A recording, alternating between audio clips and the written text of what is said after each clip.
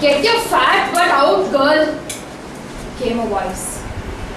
I stormed out of the toilet, gearing for a showdown of abusive words and fist showing, when the friend in question, Varun, whispered before crouching, "Man, I mean, make a difference." I stood there stunned. For a moment, I wanted to hug that boy. Why? He had just given me a brainstorm of a 10-speech topic. Good evening, Mr. Toastmaster, fellow Toastmasters and guests. Get ready for your lessons in inspiration.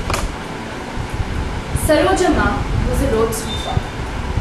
In fact, one of the most cheerful people I have ever met. Every morning, it was her ritual to wish people well, either going to work or going to college. In fact, she would flash them her mad 32-watt smile. A few months ago, her husband died, blocking half the income to her house. Her daughter's in-laws came to know about this and threw her daughter out of the house without giving any reason. With 3 mouths to feed, a dejected Saroja Ma came back to work. All the adults had decided that the best thing to do was to leave her alone. That same morning, as I was drinking milk in the kitchen, I heard a familiar voice outside. Saroja auntie, come here." I went out to see my sister waving, smiling broadly, and clutching a bundle of notes in the other hand. Sensing her intentions, I went up to her and told, "Are you mad? Why would you give your Ugadi money to her? You have been saving that for such a long..."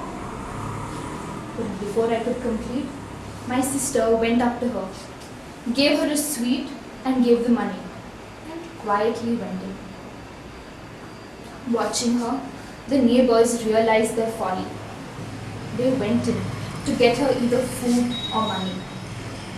Seeing so many well-wishers around her, it didn't take long for Saroja Ma to get back to her usual cheerful self. That day, my sister made a difference. She influenced people to think in the right direction. Why did she do this? Because every morning, that woman would wish her well. Every morning, that woman gave her hugest smile possible. Every morning, she made a difference to my sister's day. So my question to you today is, how tough is it for you to go mad? Parvat Ram was a beggar in Bombay. He and his family shifted to Gujarat during the Gujarat earthquake crisis, as the government was giving away free food every day. On one such day, as he was collecting his day's rations, the government officials were announcing the death toll. They were requesting the people to come and claim their loved ones' bodies while offering money for the funeral. Parvat Ram thought, that's easy money, and went ahead. But then, he saw the body of an old man. Something in him shook. He felt ashamed. He changed his mind and went and performed the last rites of that man. Uday was a famous photographer in Delhi. When he came to know about the Gujarat earthquake, he made frantic calls to his old father. But the lines were just not available. He and his siblings immediately left Delhi to go to Gujarat. After many harrowing days and nights, finally a kind official brought them the news and also gave the whereabouts of Parvat Ram, who had performed their dad's funeral. He was so angry with Parvat Ram. Why? Because he tried to make money of his father's death. But when he came to know that Parvat Ram didn't take even a penny, he went up to him, thanked him for making sure that his father was not treated like an unclaimed body. and made sure Parvatram was doing the job. Leaving behind trivialities and embracing infinities, said Patrick White, the only Nobel Prize winner in literature from Australia.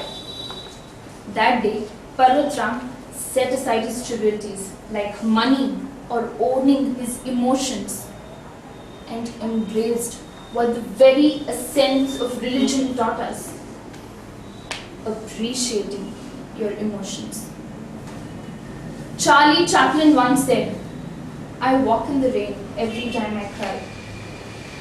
I say, hold an umbrella over anyone who cries in the rain. That's when you truly, truly are mad. M-A-D. Making a difference. Today, tomorrow, or the day after, make sure you make a difference. If you aren't inspired enough, look around. Inspiration is contagious. It comes in the form of family, like your sisters. It comes in the form of friends, like your road sweeper. It comes in the form of extended family, like Toastmasters. And it comes in the form of even strangers, like Parvatram. Abraham Lincoln once said, "Walk slow, but don't walk back." Today, Toastmasters, I would like you to take a pledge. Make sure you make a difference. Make sure you start slow. Take baby steps towards making a difference. But never, ever stop being mad. Okay.